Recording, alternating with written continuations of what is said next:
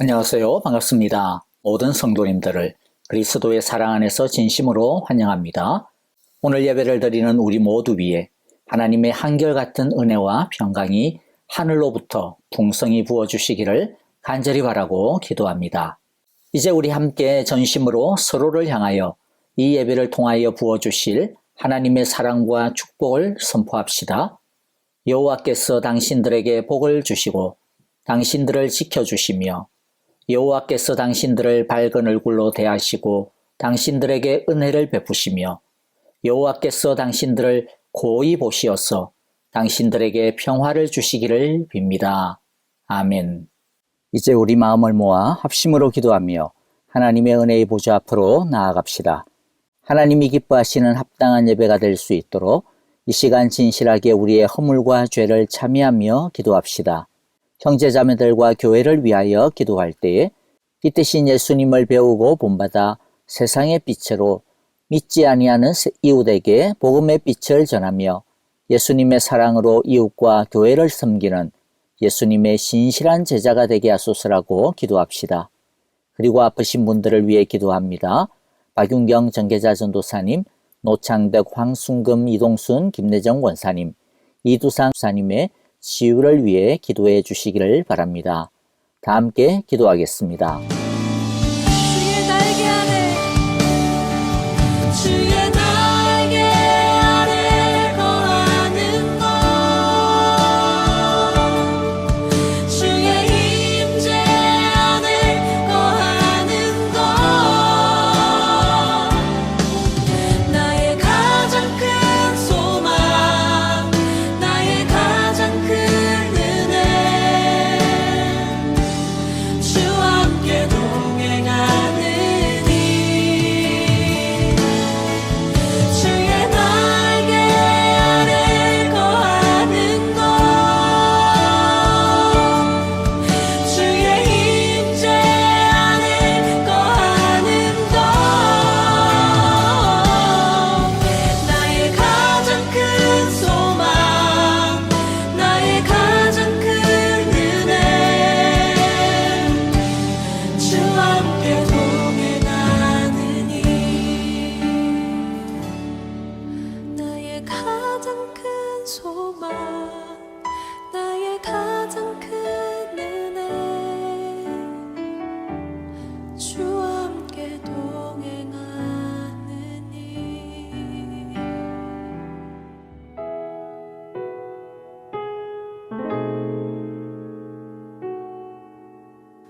이 세상을 살아가는 동안에 나의 힘을 의지할 수 없으니 기도하고 낙심하지 말 것을 주께서 참 소망이 되심이라 주의 길을 걸어가는 동안에 세상의 것 의지할 수 없으니 감사하고 낙심하지 말 것을 주께서 참 기쁨이 되심이라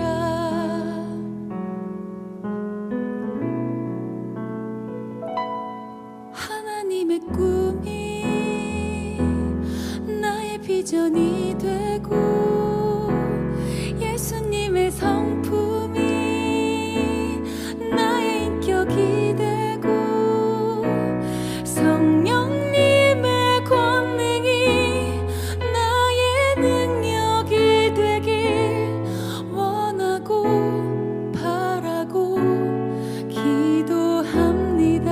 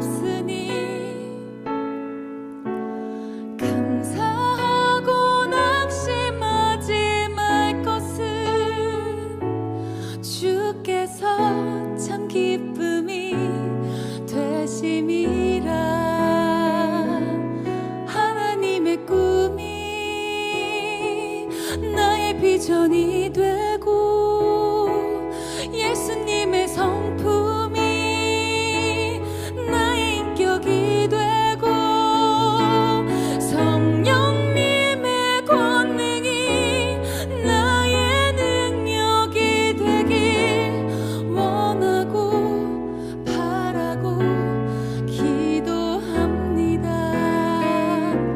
하나님의 꿈이 나의 비전이 되고 예수님의 성품이 나의 인격이 되고 성령님의 권능이 나의 능력이 되길 원하고 바라고 기도합니다. 원하고 바라고 기도합니다. 원하고 바라고 기도합니다. 아멘.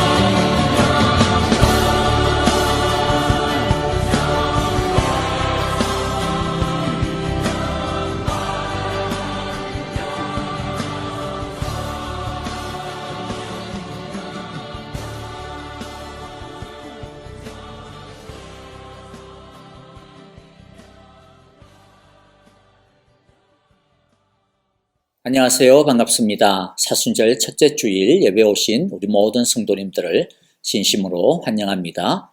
하나님께서 귀한 은혜와 사랑으로 우리의 예배 가운데 풍성하게 임재하여 주시기를 간절히 기도합니다. 이제 우리 몇 가지 교회 소식을 나누겠습니다. 여러분들께서 이미 뉴스를 통하여서 너무 잘 알다시피 지금 우크라이나에서 러시아의 침공으로 전쟁이 일어나고 있습니다. 거기에서 너무나도 많은 사람들이 고향과 또 땅을 잃고 또 교회를 잃고 난민이 되어서 힘든 생활들을 하는 것들을 아실 것입니다. 그래서 우리 교회에서는요, 우크라이나 난민들과 특별히 또 무너진 교회들을 위하여서 특별 헌금을 하려고 합니다. 자원하시는 분들은 지속적으로 참여를 해주셨으면 좋겠고요. 그냥 일회성으로 끝나는 것이 아니고 앞으로 계속 필요한 대로 자발적으로 계속 헌금을 해주셨으면 좋겠습니다. 헌금하는 방법은요, 헌금 봉투에다가 그냥 우크라이나 헌금이다 또는 아니면 우크라이나 이렇게만 적으셔도 우크라이나 특별 헌금으로 저희들이 하는 줄을 알도록 하겠습니다. 그래서 1차 목표는 저희들이 5,000불 정도를 좀 예상을 하고요. 그래서 우리가 미리 먼저 교회가 선교 헌금 예비비로서 5,000불을 먼저 우크라이나로 바로 보내도록 하겠습니다. 그리고 모아지는 대로 또 저희들이 정산을 해서 또 남는 것은 또 계속해서 보내려고 합니다. 여러분들 많은 참여와 또 관심과 기도 부탁을 드립니다. 그리고 마지막으로 새 목장이 편성이 되었습니다. 여러분들 주보 뒤편에 보시면 본인들이 어느 목장에 소속되어 있는지 아실 것입니다. 그리고 아마도 이번 주간에 우리 목자 목녀님들께서 새로운 우리 목장 식구들에게 연락을 드리거나 그렇게 할 줄 아는데요.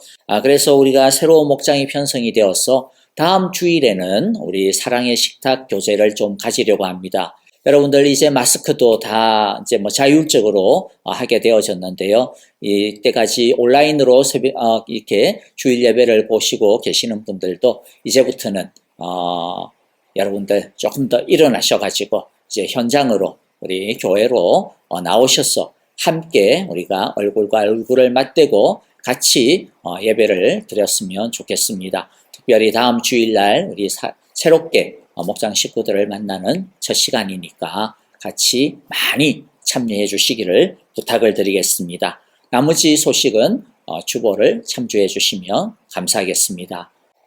오늘 우리에게 주시는 하나님의 말씀은 누가복음 8장 5절부터 15절입니다. 함께 읽겠습니다. 씨 뿌리는 사람이 씨를 뿌리러 나갔다. 그가 씨를 뿌리는데 덜어는 길가에 떨어지니 발에 밟히기도 하고 하늘의 새들이 쪼아 먹기도 하였다. 또 덜어는 돌짝밭에 떨어지니 싹이 돋아났다가 물기가 없어서 말라버렸다. 또 덜어는 가시덤불 속에 떨어지니 가시덤불이 함께 자라서 그 기운을 막았다. 그런데 덜어는 좋은 땅에 떨어져서 자라나 100배의 열매를 맺었다. 이 말씀을 하시고 예수께서는 들을 귀가 있는 사람은 들어라 하고 외치셨다. 예수의 제자들이 이 비유가 무슨 뜻인지를 그에게 물었다. 예수께서 대답하셨다. 너희에게는 하나님 나라의 비밀을 아는 것을 허락해 주셨다. 그러나 다른 사람들에게는 비유로 말하였으니 그것은 그들이 보아도 보지 못하고 들어도 깨달지 못하게 하려는 것이다. 그 비유의 뜻은 이러하다. 씨는 하나님의 말씀이다. 길가에 떨어진 것들은 말씀을 듣기는 하였으나 그 뒤에 악마가 와서 그들의 마음에서 말씀을 빼앗아가므로 믿지 못하고 구원을 받지 못하게 되는 사람들이다. 돌짝밭에 떨어진 것들은 들을 때에는 그 말씀을 기쁘게 받아들이지만 뿌리가 없으므로 잠시 동안 믿다가 시련의 때가 오면 떨어져 나가는 사람들이다. 가시덤불에 떨어진 것들은 말씀을 들었으나 살아가는 동안에 근심과 재물과 인생의 향락에 사로잡혀서 열매를 맺는 데에 이르지 못하는 사람들이다. 그리고 좋은 땅에 떨어진 것들은 바르고 착한 마음으로 말씀을 듣고서 그것을 굳게 간직하여 견디는 가운데 열매를 맺는 사람들이다. 아멘. 함께 기도하겠습니다. 하나님 아버지 감사합니다. 오늘도 주일에 귀한 이 예배를 통하여서 하늘에 속한 신령한 은혜와 축복들을 우리에게 무한히 공급하여 주실 그 귀하신 은혜와 사랑을 이 시간 기대하며 또한 믿음으로 감사합니다. 하나님 아버지, 우리들이 온 힘과 뜻과 정성을 다하여서 하나님을 온전히 사모하는 이 예배의 시간이 될 수 있도록 주님 성령 하나님께서 우리를 붙들어 주시기를 원합니다. 온전히 주님만 집중하는 예배가 되게 하여 주시옵소서. 말씀을 들을 때에 악한 막이 틈타지 못하도록 지키시고 보호하여 주시기를 간절히 바라고 나옵나이다. 깨끗하고 전심으로 받아들이는 마음으로 주의 말씀을 듣고 들은 그 말씀을 간직하고 간직할 뿐만 아니라 실천하며 견디며 열매 맺는 데 이르게 하여 주시옵소서. 오늘도 주님 앞에 나오며 귀한 물질, 귀한 예물로 우리 하나님 앞에 바치는 손길들과 가정들을 기억하여 주시옵소서. 축복하여 주시옵소서. 모든 걸음과 모든 삶을 주의 지팡이와 막대기로 보호하여 주시고 인도하여 주시옵소서. 하나님 아버지, 특별히 우리들이 우크라이나에서 일어나고 있는 저 비극적인 전쟁을 가슴 아파하며 함께 기도하면서 평화를 위하여 함께 기도하면서 또 무너져가는 교회들을 바라보며 안타까운 마음으로 주님의 나라를 세우는 그 귀한 마음으로 특별 헌금에 동참하려고 합니다. 하나님 아버지께서 속히 그 땅에 평화를 주시고 하나님 참으로 악하고 험악한 모든 권세들을 주님께서 물리치시고 주님 그 모든 전쟁의 소문들이 끝나게 하여 주시옵소서. 아버지 하나님이여 먼 곳에서 복음 들고 수고하는 선교사님들 기억하여 주시고 필요한 것 쓸 것들을 채우실 뿐만 아니라 부흥의 역사들 성령의 역사들 곳곳마다 일어나게 하여 주시옵소서. 오늘 이제 주님의 말씀 앞에 우리들이 무릎을 꿇습니다. 귀를 엽니다. 하나님 우리에게 큰 음성으로 말씀하여 주시고 우리의 무릎을 일으켜서 순종하는 그름들 되게 하옵소서. 예수님 이름으로 기도하옵나이다. 아멘. 자, 여러분들 우리가 계속해서 크리스찬의 기본기에 대해서 함께 살펴보고 있습니다. 지난주에는 우리가 가짜 믿음과 진짜 믿음에 대한 이야기들을 함께 나누었습니다. 자, 오늘은 믿음에 대한 두 번째 열매 맺는 믿음에 대한 것들을 함께 나누어 보려고 합니다. 여러분들 우리가 이제 이 세상을 살아가는 삶의 여러 가지 스타일들과 또 태도들이 있는데요. 우리가 특별히 고린도후서 5장 7절 같은 말씀을 보면 이런 말씀이 있습니다. 우리는 믿음으로 살아가지 보는 것으로 살아가지 아니합니다. 이렇게 말씀을 하고 있거든요. 여기에 보면 살아간다라고 하는 살아가는 데 있어서 두 가지 종류가 있죠. 뭐가 있습니까? 하나는 믿음으로 살아가는 것과 또 하나는 보는 것으로 살아가는 것이 있습니다. 보통의 스타일은 보는 대로 살아가죠. 여기서 본다라고 하는 것은요. 자신의 경험대로, 자신의 생각대로, 자신의 지식대로, 자신의 느낌과 감정대로, 자신의 욕심과 바램대로 살아가는 것을 보는 대로 살아간다라고 표현을 합니다. 하지만 우리의 경험과 지혜, 우리들의 어떤 기분과 바램대로 사는 것이 엄청나게 좋은 것 같고 확실한 것처럼 보여도 그러나 실상은 얼마나 찰나적이고 얼마나 한계가 많고 얼마나 연약한지 우리가 모릅니다. 제가 토를 굳이 달지 않아도 우리의 모습이 어떻는지 우리가 너무나도 잘 알기 때문에 다 동의하시리라고 생각이 됩니다. 우리의 경험은 일부분이고요. 우리의 지혜와 지식은 한 치 앞도 보지 못합니다. 뿐만 아니라 우리의 감정과 마음은 또 얼마나 너를 듭니까? 어제는 좋았던 것이 오늘은 믿고 오늘은 미운 것이 내일은 또 친구가 되어지는 것이 우리들의 주관적이고 이기적인 모습들이죠. 그런데 어떻게 내가 보는 대로 살 수 있겠다, 살겠다라고 말할 수 있겠습니까? 그게 정말로 좋은 거라고 말할 수 있겠습니까? 그렇지 않겠죠. 근데 반대로 믿음대로 산다라고 하는 것이 무엇입니까? 그것은 하나님이 나를 그리스도 예수 안에서 특별한 존재로 만드셨다라고 하는 것, 하나님이 나를 통하여서 하시고자 하는 어떤 특별한 일이 있다라고 하는 것, 지금 그 일이 진행 중이지만은 아직 완성이 되지는 않았다라는 것. 그러니 나는 주님이 이루실 그 일을 믿음으로 바라보며 살아가겠다. 그것을 받아들이는 것을 말합니다. 어쨌든 하나님 중심으로 하나님의 말씀에 입각하여서 살아봐야 되겠다라고 그렇게 발걸음을 내딛는 것, 그것이 바로 믿음으로 산다라고 하는 뜻이죠.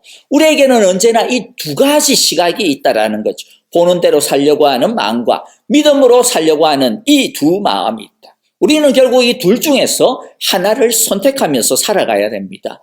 힘들고 어렵더라도 믿음의 시각을, 믿음의 마음을 택하기로 우리는 결심해야 할 줄 믿습니다. 우리가 이렇게 믿음으로 살기로 결단하고 비록 불완전하지만은 한 걸음 한 걸음 믿음으로 걸어갈 때에 하나님이 우리 크리스찬들에게 주시겠다라고 하신 그 모든 축복들과 그러한 상들이 점점 자라나고 익어가게 됩니다. 믿음의 시각으로 하나님이 하신 일을 주장하기 시작을 할 때 우리의 가운데 임한 이 은혜가 30배, 60배, 100배의 열매를 얻게 되는 것이죠. 그런데 많은 크리스찬들이 하나님께서 우리에게 주신 축복을 제대로 누리지를 못하고 사는 안타까운 모습들을 많이 발견합니다. 하나님께서 구원을 통하여서 우리에게 주시는 그 신령한 축복을 모르고 그냥 눈에 보이는 축복에 얽매여서 살아가는 경우들이 너무 많다라는 것이죠. 도대체 무엇이 문제이길래 그럴까요? 그리고 그것을 해결하려면 어떻게 해야 될까요? 어떻게 해야 믿음으로 100배의 결실을 맺는 삶을 살 수가 있을까요? 오늘 우리가 함께 읽었던 이 누가복음 8장의 말씀을 통하여서 예수님께서 그 이유와 해결책을 우리에게 제시를 해 주실 것입니다. 우리가 함께 배우는 시간들이 되기를 바랍니다. 첫 번째는요, 말씀의 씨가 뿌려져야 됩니다. 5절과 11절이죠. 결실을 맺으려면 무엇부터 해야 됩니까? 여러분들 무언가 결실을 맺으려면 뭐 해야 돼요? 오이를 먹고 싶다, 호박을 얻고 싶다, 토마토를 얻고 싶다. 그럼 뭐부터 해야 됩니까? 씨 뿌리는 것부터 시작을 해야 됩니다. 여러분 뭐 대단한 게 있을 것 같았어요? 너무 뻔한 이야기죠. 그래서 그게 뭐야 이렇게 느낌이 듭니까? 아닙니다. 대단한 것이 아니어도 이 평범한 것이 제일 먼저 해야 되는 거예요. 그래서 5절에 보면 씨 뿌리는 사람이 씨를 뿌리러 나갔다가 그가 씨를 뿌리는데 11절에도 이야기하죠.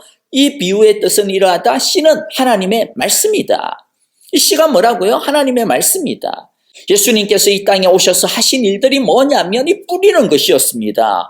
마태복음 4장 23절과 같은 경우 보면 각성과 촌으로 두루두루 다니면서 예수님께서 3년 동안 하신 게 뭐예요? 하나님 나라의 복음, 즉 말씀을 가지고 가르치시고 전파하시고 그 말씀을 가지고 고치시는 것들을 우리가 보게 되어지는 것이죠. 예수님은 이 하나님 나라의 복된 말씀과 사역, 당신의 삶과 죽음을 통하여서 부활을 통하여서 우리에게 전해주신 것입니다. 그리고 그 말씀을 받아들여 열매를 맺은 그 사람들이 또다시 그 말씀의 씨앗을 들고 나가가지고 다른 사람에게 뿌리고 또 뿌리고 또 뿌리고 전하고 하여서 2000년 동안 우리에게 이어지고 비로소 우리에게까지 나에게까지 임하여지게 된 것이죠. 그렇기 때문에 여러분들 이런 이유 때문에 이 말씀의 씨앗이 되어지는 우리 바로 성경 하나님의 말씀 성경을 열심히 읽고 듣고 배워야 합니다. 왜냐하면 성경을 읽지 아니하고서는요, 하나님이 하신 일과 지금 하고 계신 일이 무엇인지 앞으로 하실 일을 도무지 알 재간이 없기 때문입니다. 하나님의 말씀이 없다면 제대로 믿을 수가 없기 때문입니다. 우리 교회가 그래서 가장 중요하게 생각을 하고 지향하는 것이 무엇이냐 이야기한다면 그것은 바로 말씀의 일상화입니다. 예배의 일상화입니다. 예배가 우리의 삶이 되어지고 우리의 삶이 예배가 되어지는 바로 이 예배의 일상화, 말씀 생활의 일상화라는 것이죠. 사실 이것은 우리 교회만 붙드는 것이 아닙니다. 하나님께서 우리 모든 크리스찬들에게, 모든 이 지상에 있는 교회들에게 주신 가장 영광스러운 본분이 뭐냐면 바로 하나님을 영화롭게 하는 것, 너의 모든 삶을 통하여서 하나님께 예배하는 것이라고 말씀을 하셨습니다. 그런데 여러분들 이렇게 예배의 일상화, 말씀의 일상화가 우리의 진짜 중요한 목표입니다 라고 이야기를 하면 예수 믿는 사람들조차도 그게 뭐냐? 아니 그게 무슨 목표야? 너무 평범하잖아. 너무나도 그냥 보통 쌈파한 거 없어. 너무 일상적이잖아. 근데 여러분들 뭐라 그럴까요? 좀 이것을 예배를 너무나도 우리가 너무 익숙해서 그럴까요? 좀 너무나도 우습게 여기는, 등한시 여기는 경향들이 없지 않아 있는 것 같아요. 그런데 진짜 중요한 것은 평범한 것에 있어요. 여러분 예를 들어 볼까요? 우리가 하나님의 말씀을 우리의 영혼의 양식이라고 그러니까 우리가 하루에 밥을 갖다가 끼니 때마다 꼬박꼬박 그래도 규칙적으로 정말로 이렇게 챙겨 먹는 것 평범하죠? 비범한 거 아닙니다.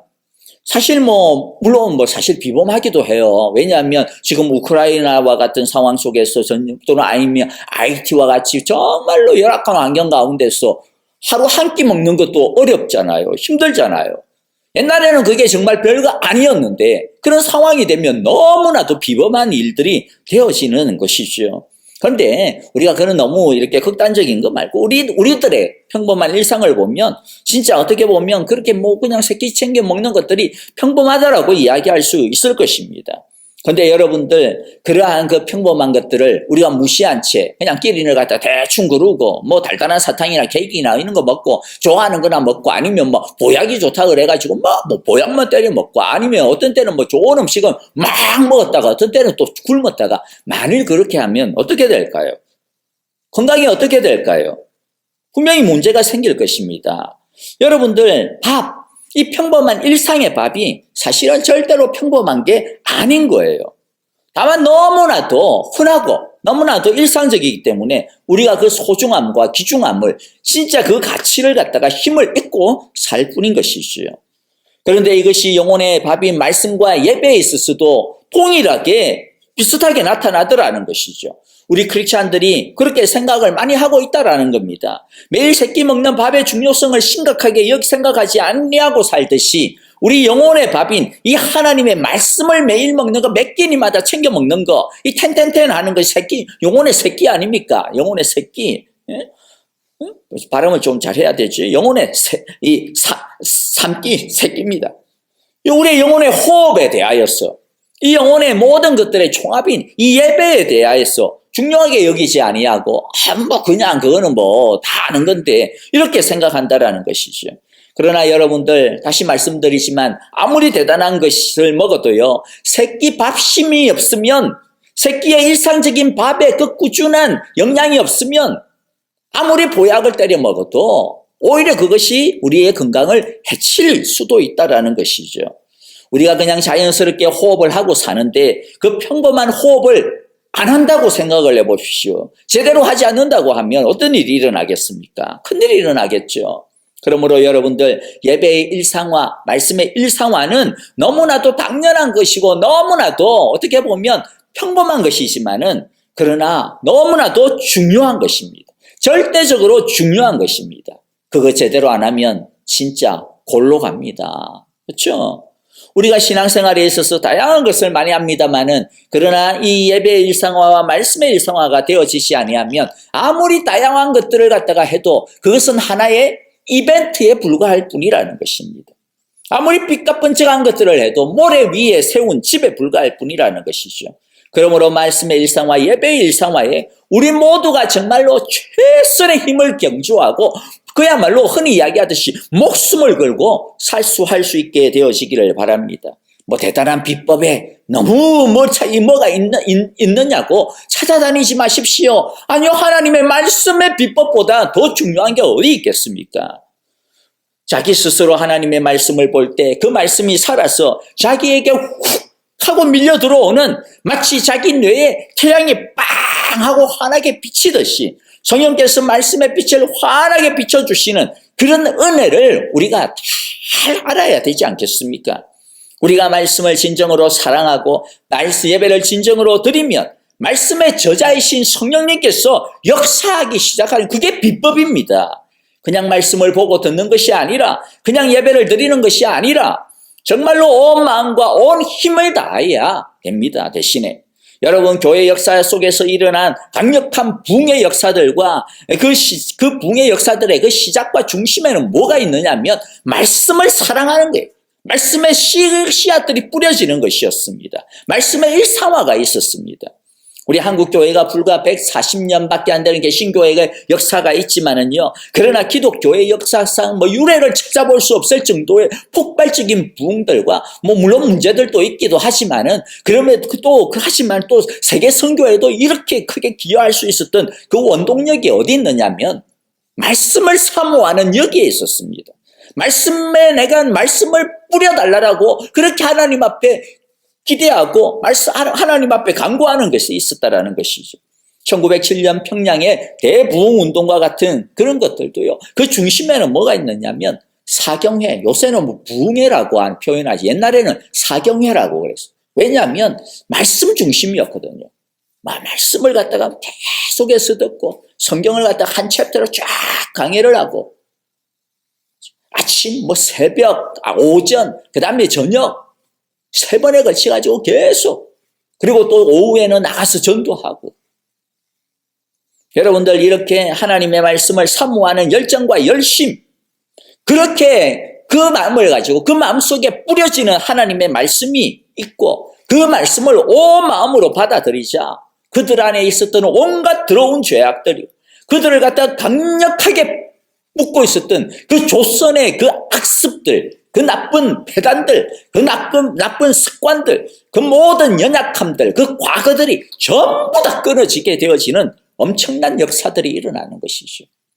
그 조선의 성도들이 얼마나 똑똑했겠어요? 얼마나 배운 게 있었겠어요? 대부분이 일단 무식한 촌부들이었습니다. 사회적으로 대단한 사람들이 아니었습니다. 평범한 사람들이었습니다.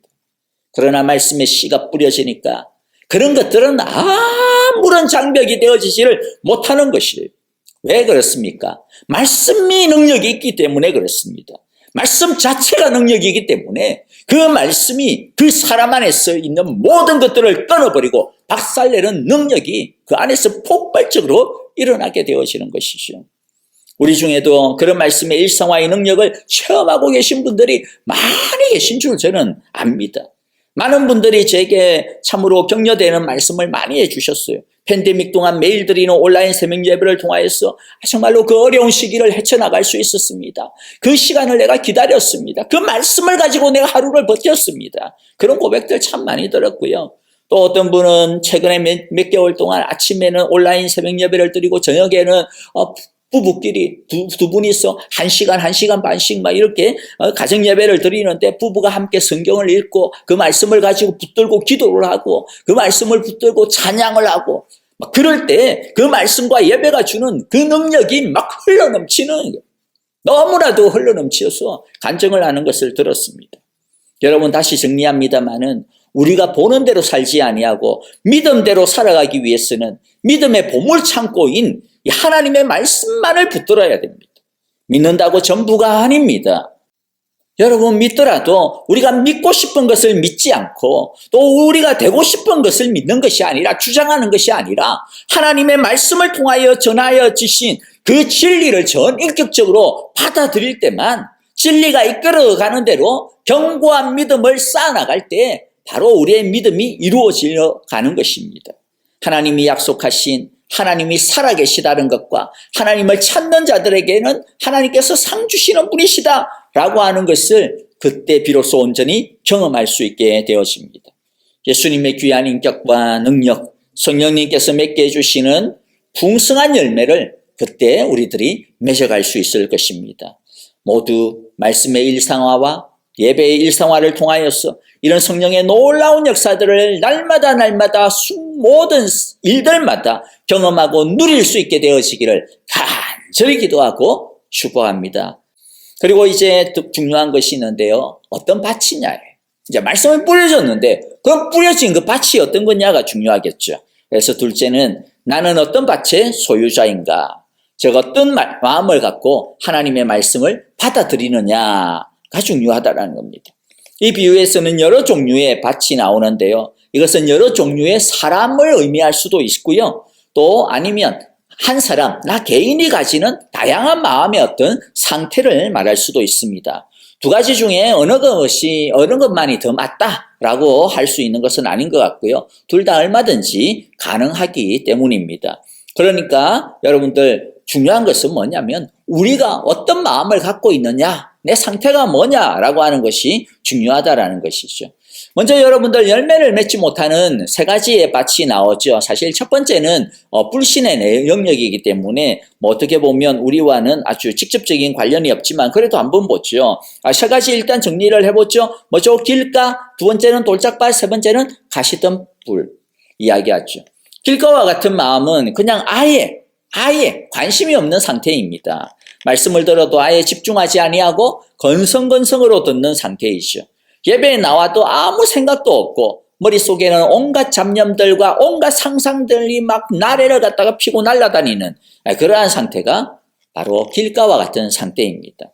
그럼 돌짝밭과 같은 마음은 어떤 마음일까요? 13절에 보니까 돌짝밭에 떨어진 것들은 들을 때에는 그 말씀을 기쁘게 받아들이지만 뿌리가 없으므로 잠시 동안 믿다가 시련의 때가 오면 떨어져 나가는 사람들이다.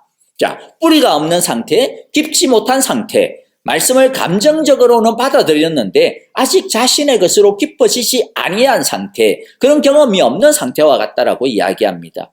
이 경우 믿음을 방해하는 것이 뭡니까? 시련이라고 이야기하죠. 시련을 당하게 되니까 하나님을 의심하게 됩니다. 아니 뭐야 이거, 하나님 믿으면 뭐 잘 된다며, 하나님이 뭐 나를 안아주신다며, 그런데 뭐야 이게, 하나님이 나의 상속자라며, 뭐 되는 게 하나도 없는데 이런 게 다 있어, 하나님 어떻게 날 이렇게 할 수가 있어, 뭐 이렇게 하면서 사탄의 공격에 무너지고 마는 것이죠. 그래서 기쁨과 평안과 축복이 메말라 버리게 되는 것입니다. 그 다음 뭐죠? 가시덤불과 같은 마음이죠. 가시덤불과 같은 마음이 뭡니까? 무엇이 열매를 맺지 못하게 하죠? 믿음을 살그라들게 만듭니까? 근심과 재물에 대한 욕심과 두려움과 그리고 세상 재미다. 그렇게 14절에서 말씀하고 있습니다. 자, 이 세 가지 마음밭에서 혹시 지금 나에게 해당되어지는 밭이 혹시 있습니까? 어떤 분은 다행히 하나도 없을 수도 있어요. 너무나도 감사하고 너무나도 귀한 마음이죠. 어떤 분은 하나가 아니고 세 가지가 뭐 조금씩은 다 있을 겁니다. 아마 우리 대부분이 그와 같을 수 있을 거예요. 어떤 분은 예전에는 어떤 마음이 있었는데 지금은 그게 없어졌을 수도 있고요. 옛날에는 이게 있었는데 요새는 또 이게 B가 있고 이럴 수도 있을 겁니다. 근데 여기에서 한 가지 더 중요한 것이 있어요. 그게 뭐냐면 각양의 밭이, 안 좋은 밭이 있더라는 겁니다. 있다라는 것이죠. 있다. 이 밭이 있다. 나쁜 밭이 있다. 무슨 말입니까? 하나님의 말씀이 자라지 못하도록 하는 회방꾼이 반드시 있다라는 겁니다. 물론 외부에서 오는 회방꾼도 있겠지만은요. 그러나 그 회방꾼의 중요한 핵심은 결국 우리의 마음밭이라는 거죠. 그러므로 말씀의 씨를 뿌림받았다고 해가지고 다 된 줄 착각하고 안심하면 안 된다라는 것입니다. 이 말씀의 씨를 잘 자랄 수 있도록 경영하고 관리해야 합니다. 설령 처음에는 길가 같은 마음밭이었다 하더라도 땅을 파고 갈아엎고 곱게 다듬을 수 있습니다. 조짝 같은 마음이었습니까? 그래도 희망이 있습니다. 돌을 털어내면 돼요. 가시덤불 같은 마음밭입니까? 그러나 희망이 있어요. 가시덤불 뽑아버리면 되는 거죠. 예수님께서 이 말씀을 주신 이유가 뭐겠어요? 야 이놈들, 네 길가 같은 마음이야? 너 가시덤불이야? 너 돌짝이야? 니네들 이제 끝났어야. 니 망했네. 끝나. 저리 가. 여러분, 그러려고 우리에게 이런 말씀을 주신 것이 아닙니다. 오히려 새롭게 일구라고 격려하고 독려하시는 말씀이에요. 너희가 비록 길가와 같은 마음이야, 돌짝밭과 같고 가시덤불과 같구나. 그러나 그것이 끝이 아니야. 얼마든지 갈아엎을 수 있어. 얼마든지 새롭게 시작할 수 있어. 하나님께서 주님께서 우리에게 옥토를 향하여서 달려가도록 격려 있게 기경하라고 말씀하시는 것이죠. 그러므로 여러분들, 하나님의 말씀에 씨가 자라지 못하도록, 결실을 맺지 못하도록 하고 있는, 방해하는 이 사탄의 공격이 반드시 있다라고 하는 것을 기억하고 넘어지지 않도록 주의하는 것이 필요할 것 같습니다. 혹이라도 마음밭이 길가로 이렇게 변했다 하더라도, 돌덩어리들이 자꾸 생긴다 하더라도, 가시가 자꾸만 내 안에서 돋아난다 하더라도 아직 실패한 것이 아닙니다. 실패는 언제 실패일까요? 아무것도 안 하고 그냥 가만히 있는 때가 실패입니다. 자포자기하는 그때가 실패이지 뭔가 하고 있으면 실패가 아닙니다. 여러분들, 우리가 우리의 마음밭을 새롭게 가꾸려고 말씀처럼 새벽부터 일어나서 막 말씀 들고 씨름하기 시작할 때 하나님은 우리의 마음에 성령의 불을 질러가지고 우리의 마음밭에 자라고 있는 그 가시던 불을 전부 다 불태워 주실 줄을 믿습니다. 하나님은 우리의 마음에 성령의 생수를 솟아나게 하셔서 메말라가고 있는 길가 같은 우리의 마음밭을 야들야들하게 그냥 아주 옥토처럼 녹여주실 줄을 믿습니다. 말씀의 불방망이, 성령의 꼭대기질을 우리의 마음에 그냥 해주셔가지고 우리 마음 깊이 박혀있는 그 단단한 바위 덩어리들을 전부 다 퍼내시고 가루로 만들어 주실 것입니다. 여러분, 말씀의 일상화, 예배의 일상화를 통하여서 우리의 마음밭이 놀랍게 변화가 되어지는 이 기가 막힌 경험들을 매일마다 늘 경험하게 되어지는 놀라운 은혜들이 일어나기를 진심으로 기도하고 축복합니다. 이제 세 번째, 그러면 좋은 열매를 맺는, 100배의 열매를 맺는 옥토는 어떤 밭일까라는 것이죠. 15절이에요. 그리고 좋은 밭에 떨어진 것들은 바르고 착한 마음으로 말씀을 듣고서 그것을 굳게 간직하여 견디는 가운데 열매를 맺는 사람들이다. 자, 열매를 맺는 옥토에는 뭐가 있어요? 세 가지의 마음 자세가 있다라고 이야기합니다. 세 가지. 간단하게 좀 정리해 볼까요? 첫 번째는 뭐예요? 바르고 착한 마음으로 말씀을 잘 들어야 된다. 자, 이 바르고 착한 마음은 뭐냐면 건성건성으로 안 듣는다라는 거예요. 그게 아니라 정말로 사모하는 마음으로 바르게 딱 앉아가지고 선생님 말씀을 딱 이렇게 듣듯이 집중하여 듣는 것을 이야기하는 것이죠. 사람들 중에서 보면요, 정말로 이게 사람들의 말을 갖다가 막 듣기는 하되 진짜 집중하여 듣는데, 그런데 마음이 빼딱해요. 마음이. 꼬투리를 잡기 위해 가지고 귀를 기울여서 듣는 경우들도 있어요. 안타깝게도 말씀을 들을 때도 그런 마음으로 듣는 사람들이 있다 그래요. 저는 뭐 본 적이 없는데. 근데 여러분들, 그런 마음으로 아무리 열심히 듣는다 하더라도 무슨 의미가 있겠습니까? 오히려 그 열심히 자기를 불태워버릴 것입니다. 우리가 하나님의 말씀을 들을 때 어떤 마음으로 들어야 됩니까? 비록 허점투성이고 문제투성이인 저 같은 사람이 하나님의 말씀을 전하는 것이지만은, 그러나 저의 말로 듣지 아니하고 하나님의 말씀으로, 하나님이 하시는 말씀처럼 듣는 것이 바르고 착한 마음으로 듣는 것입니다. 전하는 사람을 보는 것이 아니고 전하여지는 말씀에 집중하는 것이죠. 그러므로 주일 예배 오실 때, 매일 예배를 드릴 때에 우리가 예배를 드리는 자리가 어디든지 상관하지 아니하고 없고요, 우리가 이 사모하는 마음으로 하나님이 말씀하시는 것처럼 듣는 우리 모두가 되어지기를 바랍니다. 그럴 때 그 말씀이 우리의 마음에 심기어지게 되어지고 우리의 마음의 밭이 변화가 되어지고 그 변화시키는 능력이 되어서 100배의 결실을 거두게 해주실 것입니다. 두 번째, 옥토의 마음의 밭의 자세가 있어요. 뭐죠? 두 번째는 들은 말씀을 굳게 간직한다라는 것입니다. 듣고 깨닫고 감동받은 것으로 끝나는 것이 아니고요, 그렇게 되어서는 안 되고요, 그 다음에는 뭐예요? 그 들은 것을 굳게 간직해야 합니다. 이것은 일회성으로 끝나는 것이 아니다라는 것입니다. 굳게 간직한다라고 하는 것은 자기 것으로, 완전히 자기 것으로 소화시키는 것을 이야기하죠. 그러려면 가장 기본이 무엇이냐면 두 가지가 적어도 필요한 것 같아요. 하나는 반복해서 들어야 되고요, 또 하나는 규칙적으로 들어야 합니다. 말씀을 듣고 은혜 받고 그 은혜 받은 것을 자신의 체질로 습관이 되게 하려면 절대로 하루아침에 되어지지 않습니다. 여러분, 그렇지 않습니까? 저도 참 많이 그런데요. 여러분, 제 아내가 제게 참 싫어하고 또 그것으로 인해 가지고 너무 힘들어하는 몇 가지들이 있습니다. 제 안 좋은 습관들이요. 너무 부끄러운 거니까 구체적으로 말씀은 안 드리게 했어요. 그런데 참 제가 제 아내에게 미안하고 다시는 안 그러겠다고, 정말로 마음이 그냥 말이 아니라요, 진짜 제 마음으로 막 후회도 많이 하고 반성도 많이 하고 다짐도 많이 하고 노력도 많이 하거든요. 그런데 그 습관이 잘 안 고쳐지더라고요. 좀 된다니 또 다시 보면 나중에 또 막 돌아가 있어요. 아무리 다짐을 하고 반성을 하고 그렇게 해도 하루아침에 안 되더라고요. 이게 뭐 저만 그렇습니까? 여러분은 안 그렇고 저만 그렇습니까? 여러분들, 이게 특히 우리 어떤 개인의 기질과 관계가 되어지면 진짜 고치기가 참 어려워요.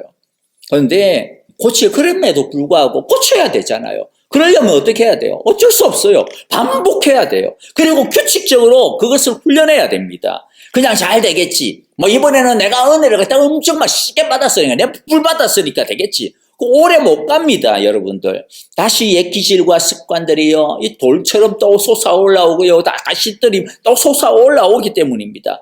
바꾸려면, 굳게 지키려면 어쩔 수 없습니다. 애써야 됩니다. 반복적으로 훈련하고 규칙적으로 훈련해야 됩니다.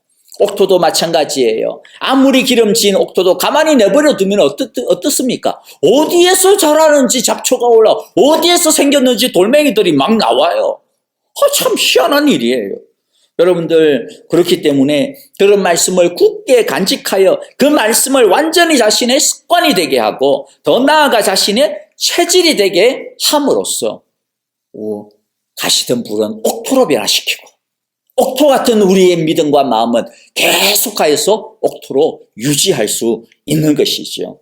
부디 우리들이 이렇게 말씀을 굳게 간직함으로써 지켜나가는 우리 모두가 되어지기를 바랍니다. 세 번째 마음의 자세가 있는데 그것은 견디는 것입니다. 견뎌야 열매를 맺습니다. 여러분, 이 세상에 그 어떤 열매도 저절로 간단하게 되어지는 것은 없다라는 것을 우리가 잘 압니다.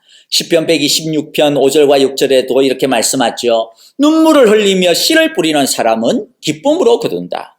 울며 씨를 뿌리러 나가는 사람은 기쁨으로 단을 가지고 돌아온다. 누가 기쁨으로 단을 거둡니까? 울며 씨를 뿌리는 사람입니다. 울며 거두는 사람입니다. 눈물을 흘리며 견디는 사람만이 기쁨으로 단을 거둡니다. 야고보서 1장 4절에서도 여러분은 인내력을 충분히 발휘하여 조금도 부족함이 없이 완전하고 성숙한 사람이 되십시오. 성숙함에 이르는 사람, 누가 성숙함에 이릅니까? 인내력이 있는 사람이에요. 견뎌내는 사람이라고 말씀합니다. 그런데 견뎌내야 된다라고 하니까 야, 이거 뭐 견디다가 내가 끝내 패배하면 어떡하지? 왜냐하면 우리가 얼마나 연약한지 우리 스스로가 아니까 이런 두려움이 생겨날 수 있을 것 같아요. 겁이 날 수 있을 것 같아요. 하지만 하나님은 견디고 버티고 있는 우리에게 엄청난 약속을 주셨습니다. 너희 힘으로 막 견디는 게 아니야. 너희 힘으로 열매를 맺는 게 아니야. 우리는 이미 이긴 싸움을 하고 있다라고 약속해 주셨어요. 요한복음 16장 33절에 보니까 내가 이것을 너희에게 말하는 것은 너희가 내 안에서 평화를 얻게 하려는 것이다. 너희는 세상에서 환난을 당할 것이다. 그러나 용기를 내어라. 왜? 내가 세상을 이겼다 말씀하죠. 그러므로 여러분들 견디는 거 물론 어렵습니다. 힘듭니다. 하지만 찔의 겁을 먹고 도망갈 필요는 없습니다. 분명 싸움은 있지만은 그러나 우리는 이미 이긴 싸움을 싸우고 있는 참 이상한 싸움을 우리는 싸우고 있습니다. 때로는 우리가 피 흘리는데 그래도 이긴 싸움을 하고 있다라는 거예요. 예수님이 이겼기 때문입니다.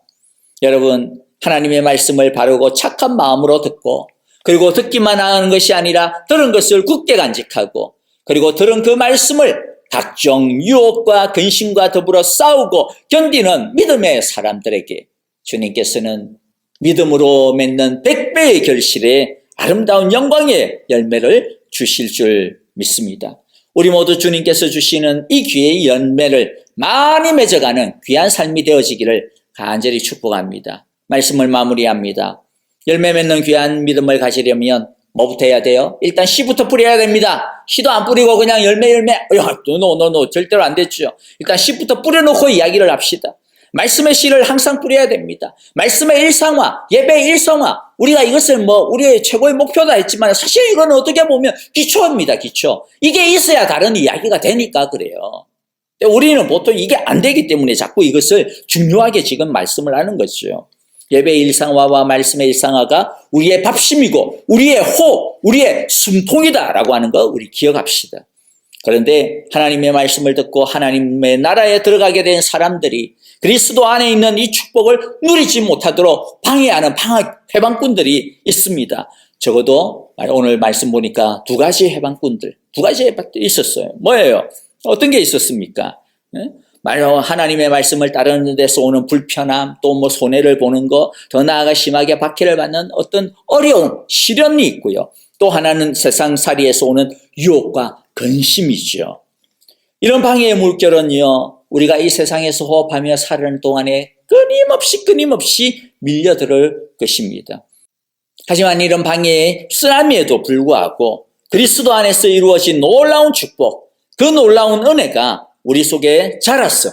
30배, 60배, 100배의 열매를 맺어간다라는 것입니다. 그 비결은 바르고 착한 마음으로 말씀을 받아서 굳세게 지키고 견뎌내는 믿음에 있습니다. 우리 모두 말씀 안에서 아름답고 풍성한 열매를 맺어가는 멋진 말씀의 믿음의 용사들이 다 되시기를 간절히 기도하고 축복합니다. 함께 기도하겠습니다. 하나님 아버지, 오늘 귀한 말씀을 통하여서 우리의 마음밭에 말씀의 씨를 뿌리시고자 하시는 그 주님의 정말로 열정을 우리에게 알게 하여 주시니 감사합니다. 하나님 아버지, 참으로 주님의 말씀을 매일매일마다 정말로 뿌림받게 하여 주시고 먹게 하여 주시고 매일매일마다 예배의 호흡을 드리는 우리 모두가 되게 하여 주옵소서. 말씀의 일상화, 예배의 일상화, 이 단순하고도 이 간결한 것이지만 이것이 우리의 정말로 유일한 힘이요 능력이요 생명줄인 줄 믿습니다. 주님 아버지, 하나님의 말씀을 그저 듣기만 하는 자들, 그저 믿기만 하는 자들이 아니라 이 하나님의 말씀을 잘 간직하고 또 열심으로 견뎌내고 그리하여서 그 믿음 가운데 100배의 풍성한 열매를 맺는 영광의 면류관들을 우리 모두가 쓰게 하여 주시옵소서. 끝까지 인내하며 견디는 우리 모두가 되게 하여 주옵소서. 이미 이긴 싸움에 우리들이 들어와 있음을 기억하고 그 싸움, 그 어려움, 시련들, 그 유혹들을 두려워하지 아니하고 믿음으로 말씀으로 맞서 싸워나가는 승리하는 우리 모두 되게 하옵소서. 이제는 우리 주 예수 그리스도의 크신 은혜와 하나님 아버지의 귀하신 사랑하심과 성령님의 인도하시며 우리와 늘 함께 동행하여 주시는 이 귀하신 신실하심이 이제 말씀의 일상화와 예배의 일상화를 이루어서 그 말씀을 굳게 간직하고 그 말씀을 열심으로 지키며 또 끝까지 견뎌냄으로써 주님께서 우리 가운데 이루고자 하시는 아름다운 열매들을 100배의 결실을 맺어가기로 또 맺어줄 수 있도록 주님 앞에 간절히 기도하고 주님을 기다리는 함께 예배드리는 우리 온 성도들과 주님께서 우리에게 주신 귀한 가정과 삶의 아름다운 열매들, 삶의 아름다운 모든 생애의 터전들 위해 우리 자녀들 위해 이제로부터 영원토록 함께 계시기를 축원하옵나이다. 아멘.